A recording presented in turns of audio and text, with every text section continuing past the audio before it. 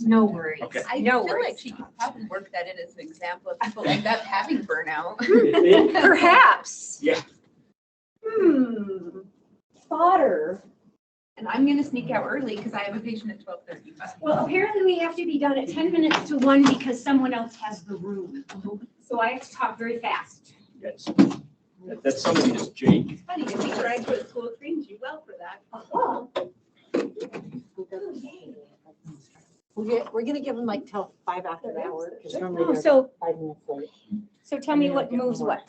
Don't touch any of those. You just push the arrow or the space button and over to your. Arrow or the space, okay. Yep. I'll set up right. And they can see you. They across can. the board. Uh-huh. Okay. Yeah. So about 5 minutes. How are you?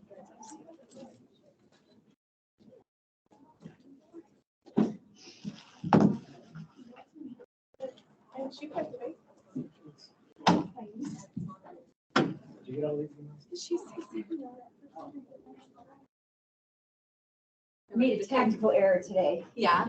Put on new shoes and my feet are killing me. Oh, that is. Especially when you have to stand I was up. like, I would just take them off. I'm if I were presenting, you. I should wear cute shoes today and then my feet hurt.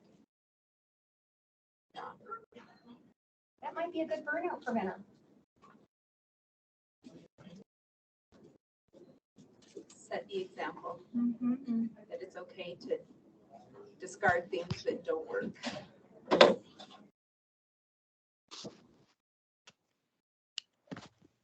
You are still living in Idaho Falls. Buying a house in Idaho Falls. Okay. It's I on the think south Karen side of told the me that and city. I forgot. Yeah. We should plan with us on that. Sure. That would be there Mondays, Wednesdays, and Thursdays, but I'm here the other days, so I'm going back and forth. Mondays, I'm in Port Cola, I get home till 8 o'clock at night. Oh, yeah, I'm sorry. But Wednesdays and Thursdays, I'm here, so I'm usually home by 7. Or even not on a work day, like we could. Me too. And I don't have much of a social life, so. Well, my husband and I love to have new people come join us. Is everything working for you then? No, I don't know. Do you check? Because I'm not the one that set it up. I think they said everything's working now. It's just that we can't hear them, but she said it's fine. We'll just monitor. It just wasn't sharing. I think I think Dr. Hopkins said he can hear us. We just can't hear him. Okay. Which I guess is okay because I'll just have him use the chat box now. Okay. And it took us 4 minutes to get started. No, it's my fault. I should have. I'm glad I was here at 11:30. But it's the first time we've used Teams. He's had to save me more than once. After Rhodes again. He saves me from those. Okay, you guys are good? I think so. We got it recording, so we should be good. All right, let us know if you need anything. Okay, thank you. Appreciate you.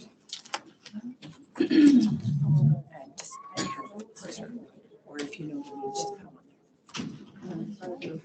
So right here. We've got like 5 out there getting dinner, lunch. Do you want them to eat? So that's So because I don't know. No, like I'm just trying. In December. Everything. And then here I do all the TSC stuff. Dr. Orring, we think you see it in the front. We Yeah. think you see it in the front. I was working. I'm kidding. It's over here. I'm kidding. I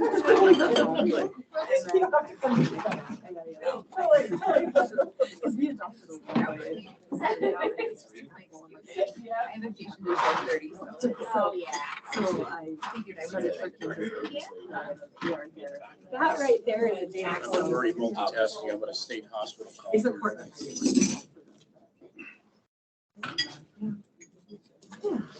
They told you about. Well, because we don't have patients. I blocked from 11 to 12 because I was in How hotel. are you doing? Flew up here to get set up.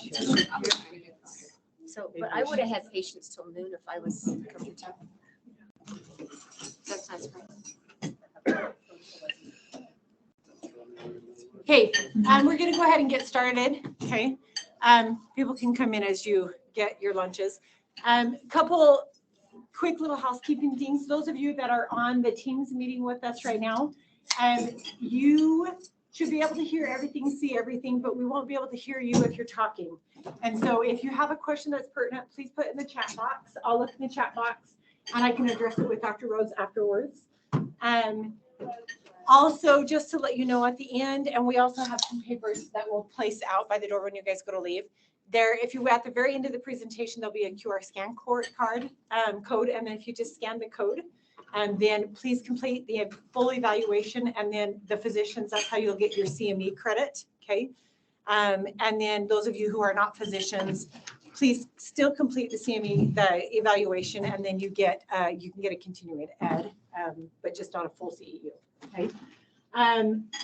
This is Dr. Rhodes. I want to just introduce her. She's going to introduce kind of herself with some other things. She came to us in December with BAM, and we're super excited to have her present this. On each of your tables, if anybody's really upset and you want this squishy instead of this squishy, okay, I do have extras in a box. So, you know, we do have some extras, but every table has, well, that one doesn't now, but every table has a stress ball, okay, from Dr. Rhodes. So without further ado, we will let you carry on. So thank you so much. Some of you I know from board meetings and meetings and I don't know, other stuff that we've attended together, but that doesn't mean I know names and faces because y'all don't have face masks on today. So what I've seen you in your office and stuff, I don't necessarily know who you are because I've only seen this. So forgive me if I don't remember names. I know Dr. Ullery, Dr. Newhouse, Dr. Schneider. Those ones I can pick out for you. Anyway, so I'm Susan Rhodes, PsyD HSPP, and I want to tell you what that means in case you don't know. PsyD is a clinical degree versus PhD is a philosophy degree. So I have a clinical degree in psychology. HSPP is a health service psychologist, which is a designation, like lots of us have designations. I was a nurse before I was a psychologist. I worked in the hospitals for 15 years. So I come from a little bit different background than some of the psychologists just because I have a more medical base to what I do. And I was at some board meeting one night and Dr. Newhouse said, hey, can you do a provider CME on provider burnout? I'm like, oh yeah, sure. I was new then, by the way. Oh yeah, sure. So he didn't volunteer me, but maybe I volunteered myself a little too quickly. But here we are. So we have until actually 1:50 because there's a meeting behind us. So I have 155. Push it to, I mean, 1:55. 12:55. 12:55. So the goals of this is to understand what burnout is, how does it affect us and the work we do, a little bit about polyvagal theory and stress, and how to prevent or change burnout for yourselves. So to prepare for this, I thought, okay, what am I going to learn about these providers? Because I'm new here. And I think Bingham is awesome. Because I have worked at some really crappy healthcare organizations. And I come in going, this is the Taj Mahal of institutions. How can anybody here be burned out? So I asked if they had done any surveys here. And so I looked at the Gainey Press, I always do it backwards, Press Gainey survey. Only 66 out of 150 providers answered that survey. So I was like, so is that the 66 providers that are grumpy and just wanted to complain, or is that the 66 providers that are super happy and just want to give us good results? Not sure. That's not just a little less or a little over a third, right? So I looked at WHO and NIH information on provider burnout. There's tons of information there. I wanted to see what was happening worldwide. I surveyed friends who are providers because I figured they'd be more honest than you guys, because my friend doctors will tell me exactly why they're burned out about their jobs, whereas another provider might sort of filter that a little bit because I'm new and you don't want to say bad things to the new kid. And then I thought about my own thoughts about provider burnout. And why don't I have it now and why did I in the past?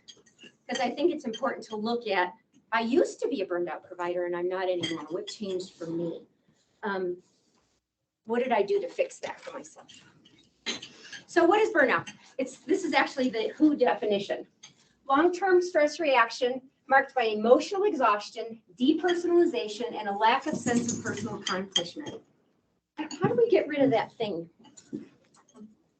It's feeling hopeless, not getting satisfaction from your work and exhaustion. don't have to raise your hand in front of all your colleagues to say that to you, but I've been there. I've been absolutely wake up in the morning, hate to go to work in the past. And that's where that sort of exhaustion comes from. By the way, the Press Ganey data did not show, the 66 people that answered did not show a tremendous amount of burnout. I went through it with a fine-tooth comb with Mark Baker, looked at all the data on the actual website, and those 66 people that answered were not the ones that were necessarily burned out, just for perspective. It's not changing. You push the enter, the space bar. I wouldn't. So burnout can threaten patient safety. It's really important when you're exhausted and you're not focusing on your patients that are in front of you, that depersonalization, that separation from your job actually affects our patient safety. And that's kind of where I was for a minute. Just on a little side note, psychologists still do a residency just like medical doctors and DOs do. And I did my residency in prison in California. It was a level 4 men's facility with violent offenders. You want to talk about an environment where you get burned out really fast. Yeah, really fast. But as soon as I became depersonalized from my work, my safety was at risk on a day-to-day basis going to work. My safety was at risk. Here, if we start to be depersonalized, I think our patient safety becomes more at risk. You're not paying attention, you're not listening to them, you lose that executive function. According to the World Health Organization, they released a statement in 2019 that burnout is an official medical diagnosis. Did you know that? Did you know that you could chart that on your patients? Can I get disabled for it? Not already? I don't know, make an appointment with me, we'll do an assessment. I'm in. So what are the causes? As long as When my we look at the disability causes, we will look kick in. at a loss of control of the pace of your practice. We look at a chaotic environment. I don't find those things in my practice here, but what if you're in the ER where you're in a chaotic environment and you really don't have a control of the pace? Time pressure. Anybody feel like they have time and productivity pressure in their practice? No. Family responsibilities. Do you bring family responsibilities or trouble at home into your job? Sometimes we do. And then electronic medical records. Ooh, I heard a provider crying in her office one day over the EHR. That was a bad day. Now, I haven't had those problems with the EHR, but I suspect that there are people in this room who have struggled with it. Who's had a problem with EHR here? A few of you? I actually think this system is better than some of the ones I've worked at. Yeah, she just went, whoo. Okay, so segue, let's step back for a minute. I want you to take the piece of paper that's in front of you, and I know you're eating lunch, but you can write and eat because we all work and eat our lunches at the same time. I want you to list all the hats you wear in your life. What hats do you wear? Jake can write CEO. I can write psychologist. I can write employee of Bingham. I want you to take that piece of paper and write down all the hats you wear. Just for like a minute, think about all the different roles and responsibilities that you have. I work as part of the jail contract here because of my corrections background. So I'm a provider at jail with Dr. Blackner. And we have a social worker over there. So that's one of my roles is working in jail. I'm helping Dr. Newhouse with the Gritty Committee. So that's one of my roles here. I'm a Bingham employee. I'm also a teacher because I do this pretty regularly. All right, Jake, you got a good list going. Give me a couple of them. He's your CEO, husband, father, brother, son, church leader, coach, cowboy, farmer, friend. Nice, cowboy. I didn't know that one. Anybody else got anything unusual on theirs other than provider? No? Okay, here's mine. We can make it work. I'm a wife. I'm a Cubs fan. Sorry, honey, my husband's a Tigers fan. So there's a little competition at home. That's us at a Cubs game. I'm a mother. Those are my children. I'm a grandmother. Those are my grandchildren. I'm a dog mom. We have 2 large dogs at our house. Those are the dogs. I'm a daughter, although my parents have passed. I'm a sister, I'm an aunt. I'm a friend and a cook. I'm a housekeeper. Yes, my husband's retired and I still do the housekeeping for the record. He's terrible at it. I'm a shopper and a commuter. I'm a patient here at Bingham. I'm a gardener. That's a sunflower that I grew. By the way, you want to make sure that Mark Baker sees that one because I can grow plants. I'm a teacher and a trainer. I happen to be a nurse. I keep my RN, although I'm not licensed in Idaho. I'm a clinical psychologist. I'm a Bingham employee. Whoops. But I want you to notice that clinical psychologist is at the very bottom of that list. Because I'm here roughly 10 hours a day, but all the rest of the week, I'm all of this other stuff. And I want you to keep that in mind when you're thinking about your burnout. Jake, don't take this wrong, but this is a job. And my life has to include all those other things, and this has to be your job and not your entire life. If this becomes your entire life, then that's part of the problem with burnout. So happiness starts with you, not with your relationships, not with your job, not with your money, not with your circumstances, but with you. You have to decide to be happy in the things that you do in life. And that's also a big burnout preventer. Do you still love what you do? You know this from the movie, this picture from that movie, Fury? It's the best job I ever had. Is this still the best job you ever had? For me it is, but I'm new here, so I'm not burned out at Bingham, right? I was burned out at jail. Oh, prison burned me out for a little while. I can go back to it now because I had a couple of years of stepping away from it, but that was not for a long time the best job I ever had. I had to figure out how to sort those feelings out for myself. But do you still love what you do? I suspect some of you do. We have a student in the back. He probably still loves what he does. He's maybe not burned out yet. Dr. Schneider's probably not burned out. I've worked with him. He's pretty awesome. I think he's pretty positive and happy about what he does. Dr. Ellery, do you feel like you still love what you do? Absolutely. You can tell by your attitude about patients and things. So if you can do what you love, will you never work another day in your life? I don't consider this work either. I love getting up in the morning and seeing my patients. I love what I do here. I feel like I get to do my job, not I have to do my job. And that makes that's a very different perspective on what work is. So those two factors more than anything else is what energizes me to come to work every day. I get up in the morning and I get to go to work. I actually even like the drive from Idaho Falls to Pocatello every morning because it's beautiful. We honestly do live in God's country. Chicago and Illinois was really flat. There's mountains here. Gorgeous. So why did I become a doctor or provider in the first place? Anybody? Why did you become a doctor in the first place? I don't even know your name. Oh, and you're chewing. Why did you become a doctor in the first place? Lack of other options. Wait, fireman, EMT, cop, lots of other options. After you sit in the classroom and you take out those student loans, it's like game over. You have to do it. Oh, because of the student loans? Yeah, it's hammered down. Okay, fair enough. Why did you? So I'm Travis Adams. Oh, We've never met, but we we've met, spoken. And but yeah, only with the absolutely. Smith. So Why did you become a doctor? I thought I'd enjoy the job interacting with people on a kind of an intimate level. Okay, that's awesome. Did anybody's parents make them go to medical What? school? Or make them go to school? In a meeting, but. My dad I wanted to be a doctor when I was in high school. My dad told me that girls can't be doctors. You have to be a nurse because girls aren't doctors. I became a nurse and I worked in hospitals because he told me I wasn't smart enough, by the way. I worked in hospitals and I thought, I'm as smart as them. What's he talking about? But that was his generation, right? That was a generation philosophy. It was very misogynistic, but he made me go to nursing school, not medical school, because that's what girls do. Did a provider help you at some point in your life? I was working as a nurse and I really, really wanted to talk to patients, only I was working in ICU, OR, ER, and you don't really get to talk to people in those environments. So my doctor friends all said, well, go back and be a therapist. That's kind of actually what me drove to me to be a psychologist. Do you want to make the world a safer place? Did you do it because you wanted to make a lot of money? Frankly, a lot of times I made more money as a nurse because nurses can make overtime.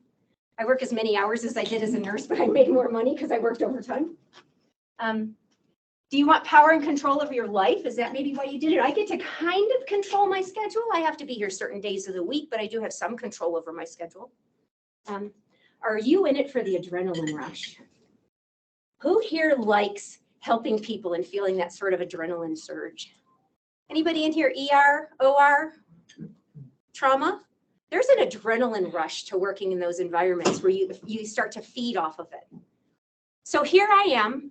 I sit for 45 to 50 minutes with a patient quietly in a room and listen a lot. There's not a lot of adrenaline there. So what do? I volunteer for jail, and I volunteer for Gritty, and I volunteer to do this. So I get my adrenaline rush in different ways in my same job, but I still get to talk to people. So I still am an adrenaline junkie. I just serve that in a different way. So I need a couple of volunteers to come to the front.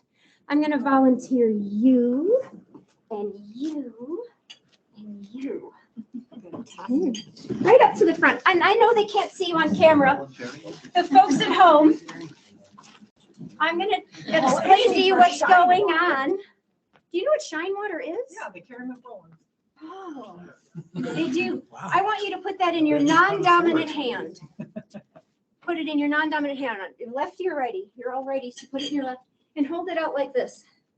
For you at home that can't see this, I have 3 nice volunteers that are holding full bottle of shine water, whatever that is, with their arm extended and your elbow locked out in front of them. And I'm just going to keep talking for a minute. I want you just to observe them while I keep talking. So how do you manage your stress? Oh, by the way, there's a bucket with water that's leaking over there. These aren't going to leak, I promise. Nobody will get wet. How do you manage your stress? Anybody in here volunteer what you do to manage your stress? Exercise.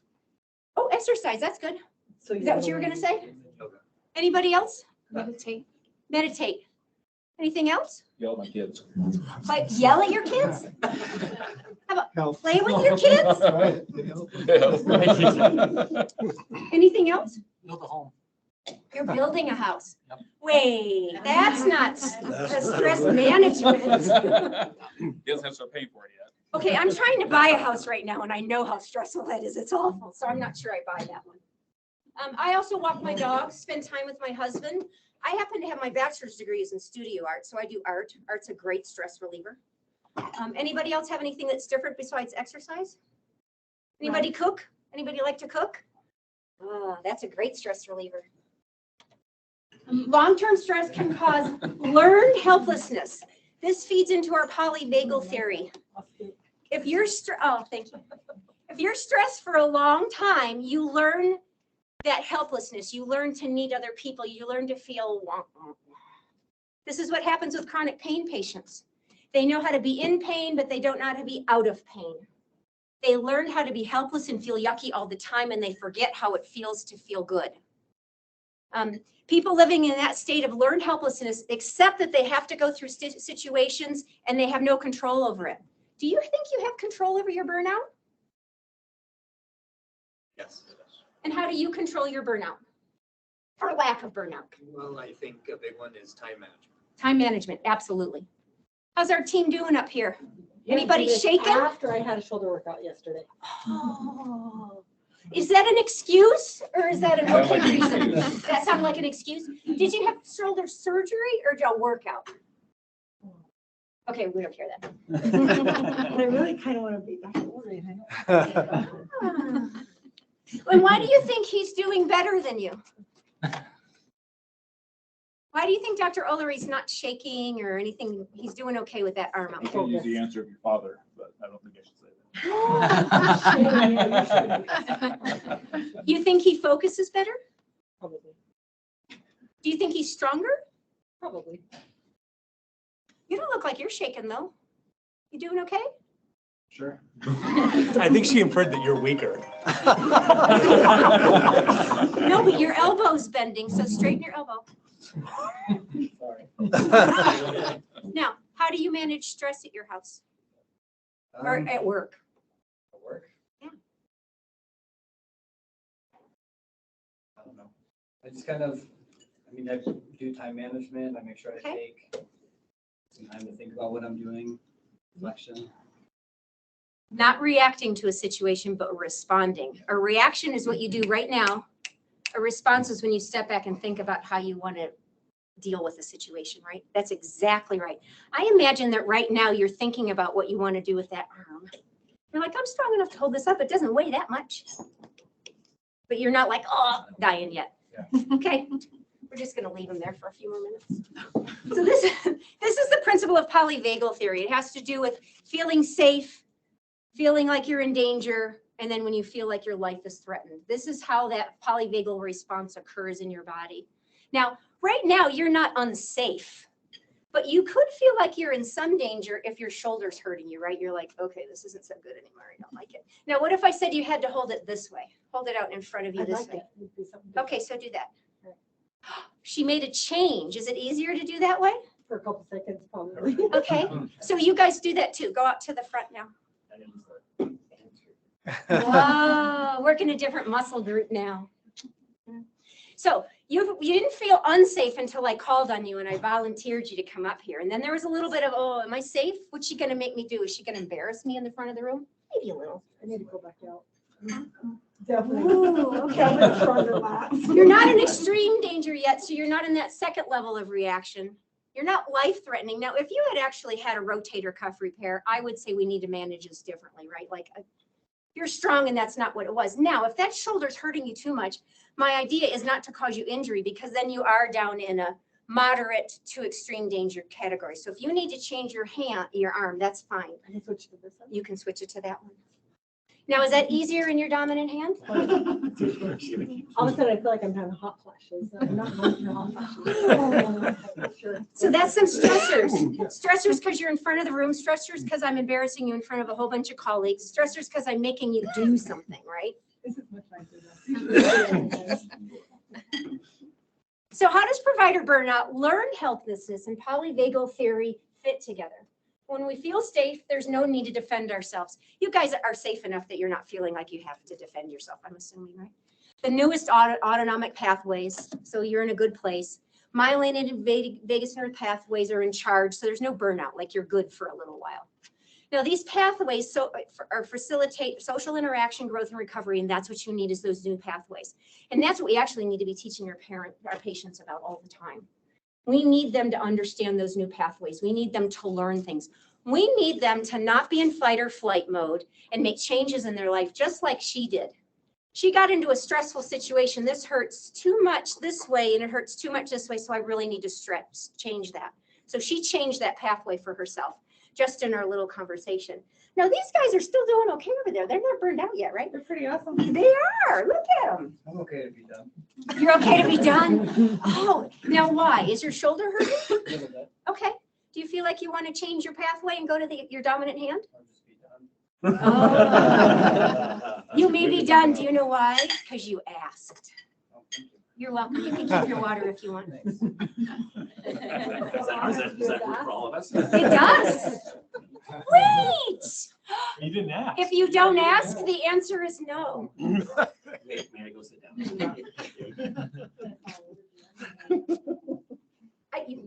The same as for patients. If they don't ask, the answer is always no. I say that to my children. I say that to my colleagues. If you don't ask the question, the answer is no. You asked, so sure, go ahead, sit down, right?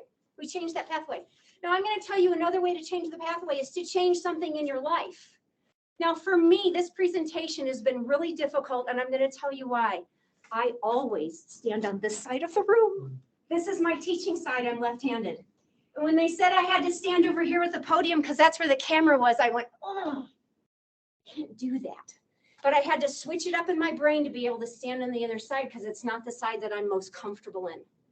I'm going to challenge you in your lives to brush your teeth with your wrong hand.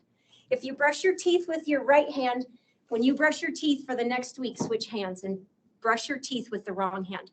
When you're eating your dinner tonight, switch your knife and fork.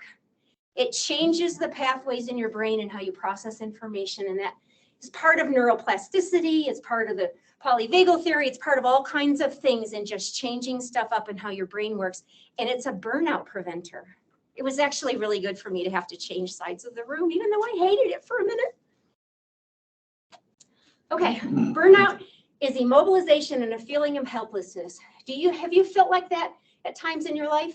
I felt like that working in prison because I was really stuck by the rules and the things I had to do and what I couldn't do and what I couldn't do, and officers and them doing things that I thought were unethical. And I was really stuck and helpless in that environment for actually providing good care.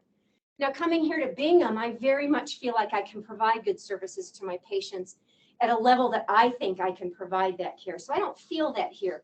But if you feel like you're stuck in your practice, if you feel that feeling of helplessness, then you need to make a change.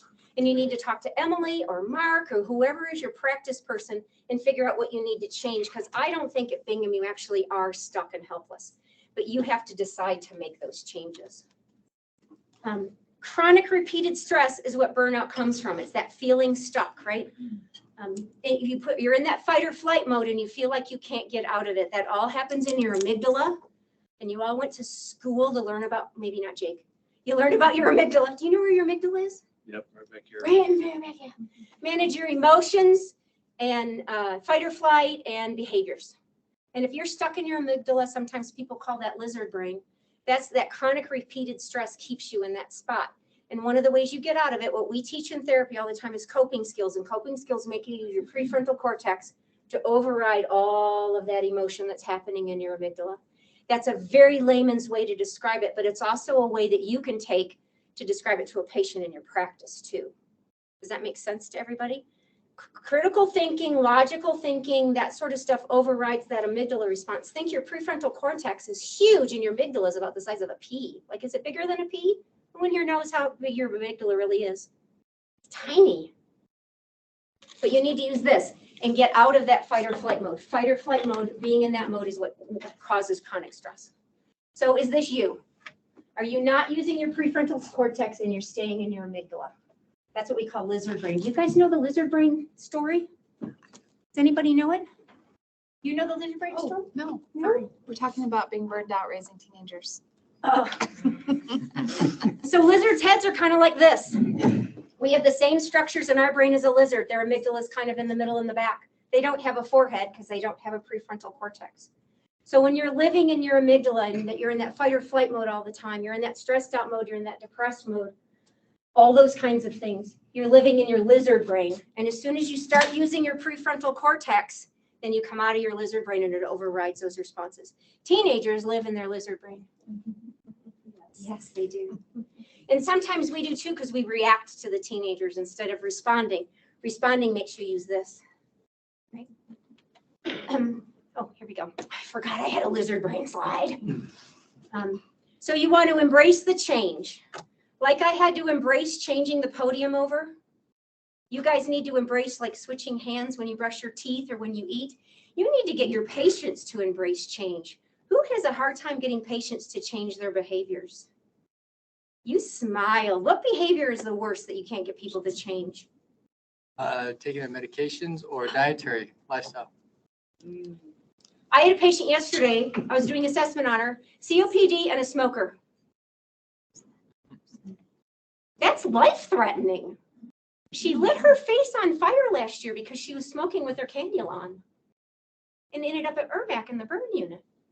Do you know what? It didn't stop her from smoking. I literally sat there with my mouth hanging open. I'm like, you lit your face on fire and you got out of the ICU at Urbac and you kept smoking. She said, yeah, I quit a week ago. This happened last summer.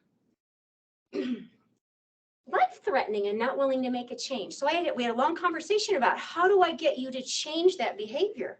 Because that's the problem. And medication management's a really hard one, right? Nutrition. The whole theory about serotonin is 90 to 95% of the serotonin in your body is made in your gut. And if you're not eating a healthy diet, you're not maximizing your serotonin production. You can Google serotonin production and it says it all over. There's all kinds of research about it. But if you're not eating a healthy diet, then you're going to be depressed and anxious. I tell patients this all the time. Do you think it helps change their diet? Sort of, right? But we also have to look at, are we immune to change? Are you willing to make changes in your life to impact your burnout? Are you willing to make changes in your life to be happier and healthier in your life? And are you practicing what you preach? And sometimes as providers, we don't always practice what we preach. And that's something I want you to think about when you're thinking about burnout for yourself. Are you in fight or flight mode? The secret to change is to focus all of your energy, not on the fighting the old, but on building the new. You have to work on building the new. That's how you get your patients to take their medicine and change their diet. Quit fighting the old you and figure out how you want to be the new you.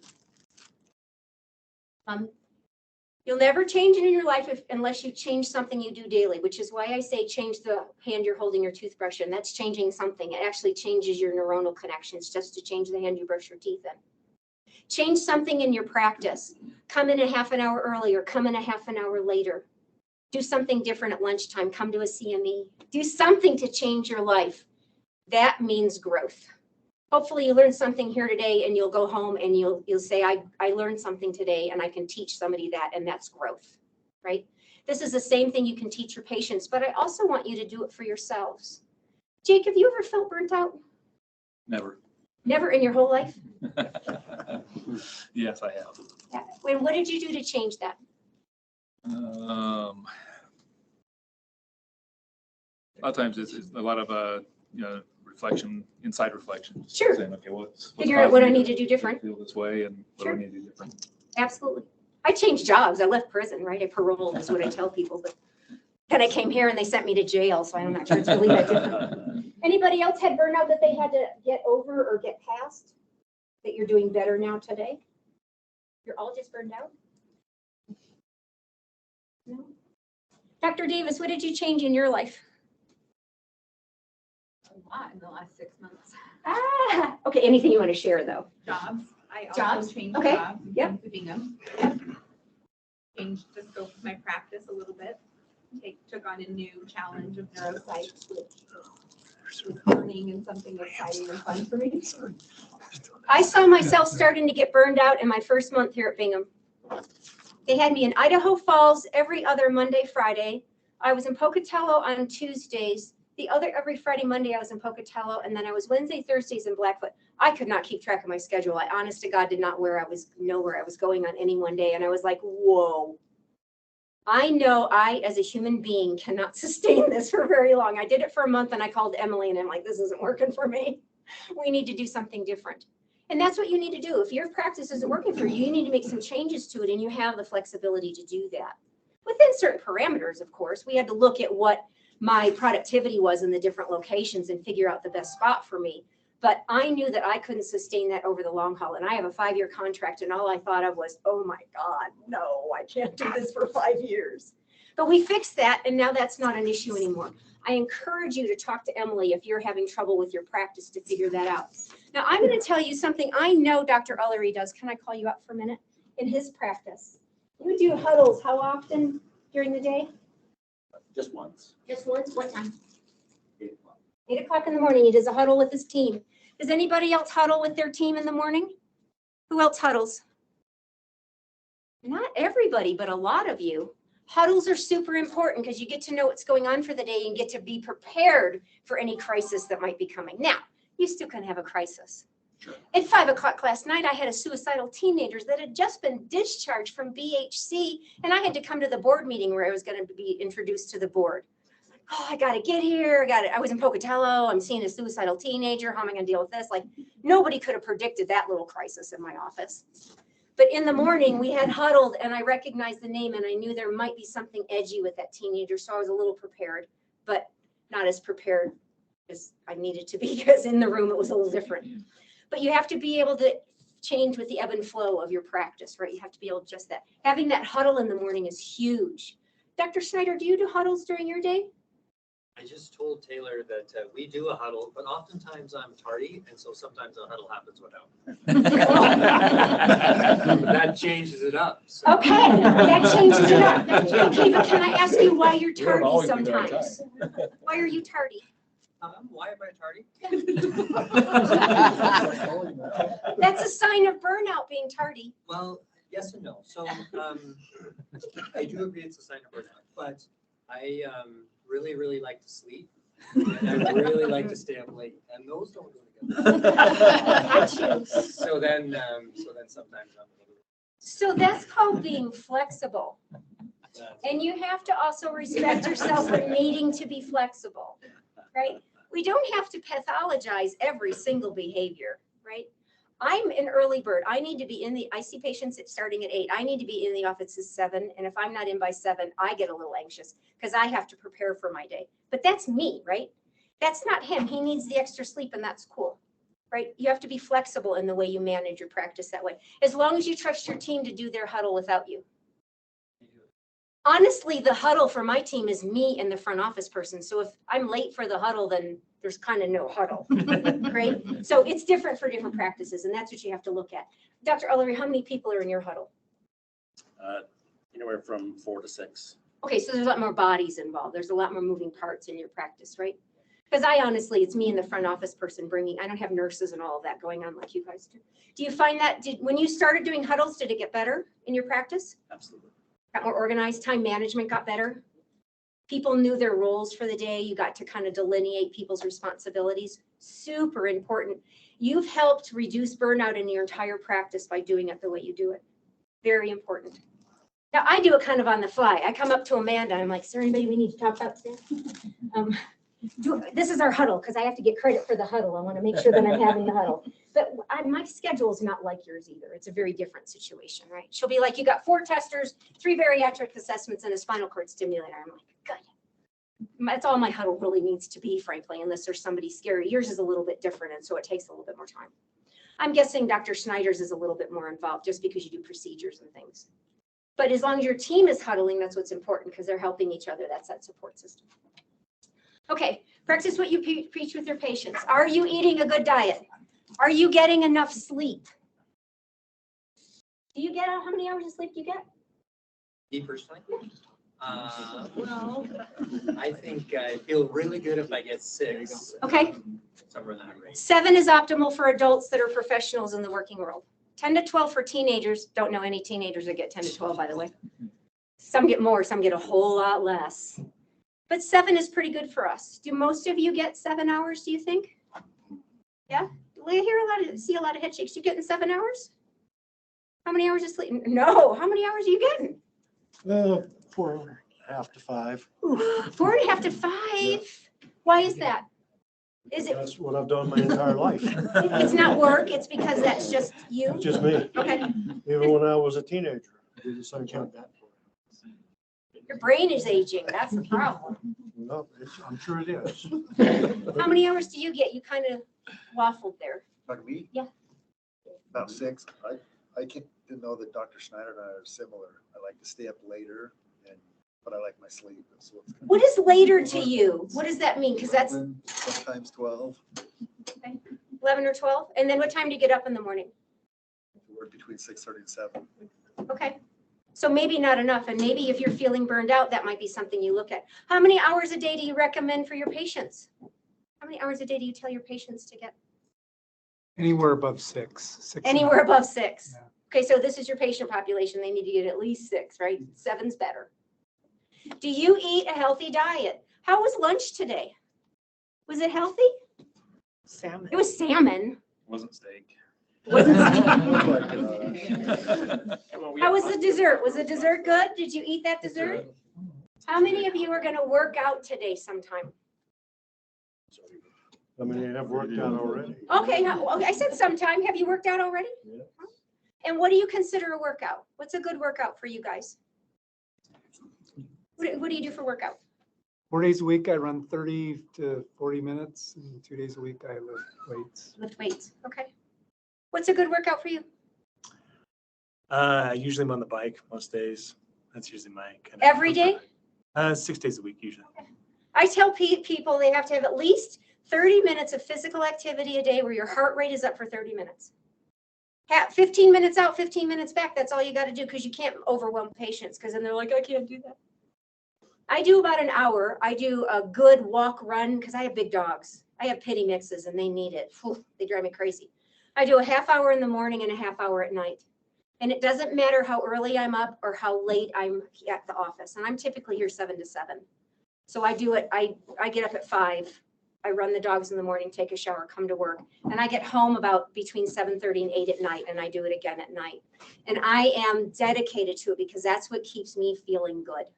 Does that keep me perfectly healthy? No, I'm 60 years old. I have bad knees and a bad back and everything else like all the rest of the population. However, it is what keeps me healthier as I age. And when I tell my patients they have to do that at least 30 minutes a day, I practice what I preach. Do I eat a perfect diet all the time? Absolutely not. But I teach them the 80-20 rule. If 80% of your diet's pretty good, 20% of it can kind of be not so great. But if 80% of your diet during the week is okay, then that's a pretty good percentage. Do most of your patients eat a healthy diet? I have met very few here in Idaho. And I preach the healthy diet all the time. What does that mean? Less processed foods. Cook your dinner. Don't eat out at a restaurant. Don't eat Taco Bell. If you're going to eat Mexican from a restaurant that actually makes the Mexican food, not Taco Bell, which is processed, right? It's not the Mexican food that's the problem. You have to practice what you preach. Getting enough sleep, eating, 30 minutes of physical activity, and connecting with important people. So do you guys know about the National Geographic study of the blue zones? Has anybody heard about this before? Okay. I knew Dr. Schneider would. He reads everything. So now in 2005, National Geographic did a study of areas of the world where there were concentrations of centurions, people that lived to be over 100. And they compared these areas to figure out what was common about their lifestyles. Like, how is this singular area have so many people living to be over 100? There's actually a website for it. You can look it up. It's a whole thing. But the areas of the world were Okinawa, Japan, Sardinia, Italy, Loma Linda, California. There was 6 or 7, but those are the 3 that are sticking off the top of my head. The things that were common were they ate a healthy diet, mostly Mediterranean. Now, I will say that part of their diet was drinking a glass of red wine every day, and that's not necessarily, it's not necessary, but those areas were kind of consistent with drinking red wine. They got enough sleep, not 30 minutes a day of exercise like I wrote, or physical activity, but they moved their bodies naturally.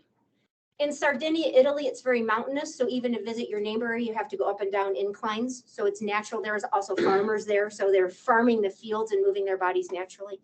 In Okinawa, Japan, the grandparents and great-grandparents take care of the babies so that the parents can work, but in Japan, you take care of babies on the floor, so they're constantly up and down off the floor, so that's how they're aging better, because they're moving their body naturally.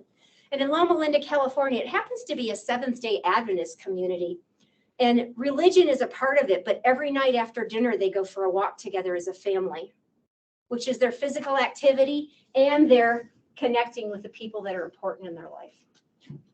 Now, I'll tell you that they've done studies on spirituality, and so religion can be a part of it, although it wasn't in Italy or in Japan. But we actually look at, when we do the MBMD, for bariatric patients, one of the assessment pieces that we look at is spirituality, and if people have religion in their life as a support system for if things aren't going well with their health. Now, that's not the only determining factor, but it certainly helps people be more resilient if they've got some spirituality.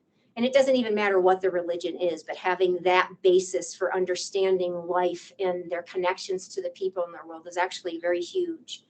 But are you connecting with the people in your life? Or are you a workaholic and spending too many hours here at Bingham? Back to it's a job, not your whole life. How many hours a day do you typically spend here? 10. 10. I'm about 12, but it's only 4 days a week. But I write reports on Fridays, so it's really 5 days a week. How many hours are you here? 10, 11? I think that's not too bad. 4 days a week or 5? 5. And is that because you're doing procedures and stuff? Because I need to babysit everybody, including Dr. Schneider.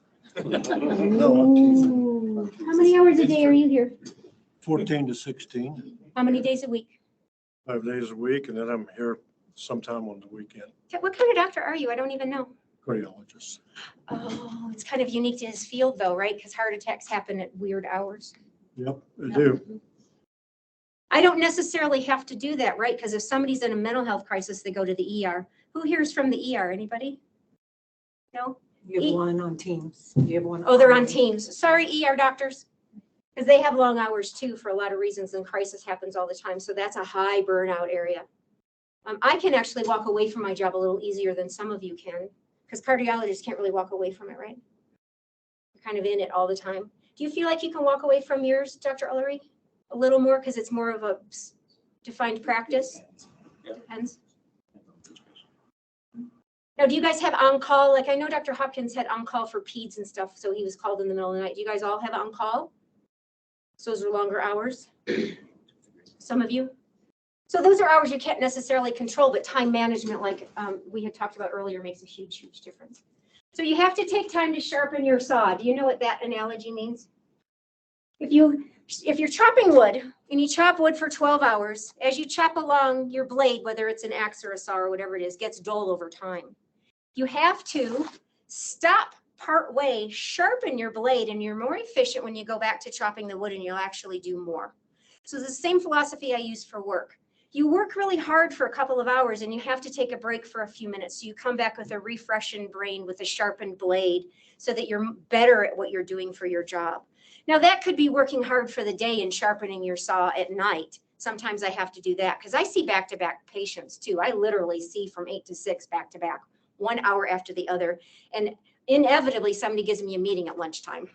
So I don't even get a break at lunch a lot of times. So I have to do that in the evening. But if I can take a break during the day, if I can see a patient and we're finished a couple minutes early, I will actually go walk around outside or on the floor, or stop and get a drink and go to the bathroom and do those things. So that when I come back to that next patient, my blade's a little bit sharper. So I want you to think about doing that in your life, not necessarily all during the day, but I actually teach this to students. If you study too hard for too many hours, you don't actually learn as much. You're better off taking breaks in between. Taking breaks in between studying, it's really good for you. All right, get enough sleep. We talked about that. Exercise regularly. We talked about that and the stress relieving benefits of exercise. You need to delegate responsibilities. You need to make sure that you're not taking on all the responsibilities that you practice and figure out what you can delegate to other people. There's some things I can't delegate. There's some things I know you can't. Like a surgeon can't delegate everything, but you can delegate some things. So you got to figure out what that is. Remember the wins, both big and small. We're all going to have bad days. Remember the good days where you're learning a lot and doing better and things went really well, because not all days should be bad days. Attitude change. Who, what, why? What's your purpose? What's your passion? Who are the people in your life? You got to think about that in perspective of your life as a whole, just for burnout prevention. Find your purpose. If you've lost your purpose as a doctor and why you decided to do this, you need to find your purpose again. And maybe change something. Can you change specialties very easily as a doctor? Very easily. See, that's the benefit of being a nurse. I was all kinds of different kinds of nurses, right? Because I would get bored in an area and then I'd go do something different. OR, ER, ICU, NICU, PICU, surgery center, I circulated. But when I got bored with a particular nursing job, I could go change it up. I don't think doctors have quite the ability to do that the same way. But you have to really look at what your purpose is. Why did you come into this? Did you do it because that's what you had to do to pay student loans? Yeah, absolutely. No one changes unless they want to. We know that about our patients. We know that about ourselves. They won't change if you beg them. They won't change if you shame them. Do you shame them because they have a weight problem into changing their diet? Does that work? It does not. Not if you reason, use emotion, or tough love, they don't change. People don't change unless they want to, and that includes you. If you're feeling that way and you're struggling, you have to decide to change. We can talk to you about it all day long. You can come to presentations all day long, but you have to decide to do something, right? There's only one thing that makes the change, and that's yourself. You have to look at what you have in your control and what you don't have in your control. You have control in your schedule and your attitude and your practice, how organized it is, communication with your staff. We talked about some of that stuff. You do have control of your time management. These are things you don't have control. Staff shortages, do we have those here? That was one of the biggest complaints on the Press Ganey data. Staff shortages. By the way, Bingham has no different staff shortages than other hospitals nationwide. We have the same problems. We're like in the same percentages of other hospitals. Do we have a control over our space issues? Some of the doctors that moved down to the Pocatello office where there was not enough space for everybody to have a practice and a space to work, they don't have any control over that. You have to learn to work within that environment. And you don't really have a total control of your patient population, right? If you've got a guy with a heart attack, like that's your patient population, you don't have a choice. Dr. Ullery sees kids, although you see adults too, so you have a little bit of control there. I see whoever you guys refer to me, so I don't have any control. So those are things we don't have control over. This is what we do have control over. Think about what you can change that you actually do have some control over. Resilience factors. I like this one, having a sense of humor. This is why I try to do silly activities here today, just to bring you some sense of humor. You all have stress balls here. I told them if I was going to do a presentation on burnout, I was going to make everybody have a stress ball. This is actually a cold pack, but it actually works as a stress reliever too because it's a squishy thing. But I told them I wanted to have stress balls here because I thought it was really important to have that on your desk when you're having a bad day, because you can throw that at the wall and you're not going to actually hurt anything. Being flexible, think through the possibilities, spiritual or religious beliefs, generosity, strong role models, being self-directed, and enjoying learning. Anybody who came here decided they want to learn something new today, and here we are. I hope you learned something new today. Willing to change and to adapt is the biggest resilience factor. So when you're not sure if you can do it, just look up and remember there were footprints on the moon. Somebody changed the world when they did that. Now there's QR code is for the review for this. That's how you get your CME. And if there's anything you liked or didn't like about what I taught today, please say that because I want to learn and do better. I also have hard There's some copies of papers the if you QR guys need it. code. I don't know, you guys have actually. I know I zipped through some of it fast, but that's because it's 5 minutes to 1 and I was going to be time aware. And I have to get back to Pocatello because I have patients too. Because they only let me carve out enough to do the presentation. Slave drivers. Slave drivers, I know it. I'd like to thank Dr. Rhodes for her presentation. So thank you so much. As she said, please fill out the QR code. Those of you that are online right now, I also have I'll set it out. If you didn't sign in today, if you can sign in, just because if for some reason we'll open this up for, what do you say, 2 weeks? 3 weeks. 3 weeks. So the QR code will be open up for 3 weeks, so you guys can actually do it and get your CME credit for it. You'll get 1 CME for it, okay? We'll also place this up on the intranet for those of you who want to have it underneath CME on Bingham's intranet. So this has been recorded. That'll take us about a week to get everything fixed and done for you there. So thank you so much. If you did not get a stress ball or a ice pack stress brain, I have some more. So let me know. Thank you everybody for coming. It was nice to have a crowd and not 2 people. Sure.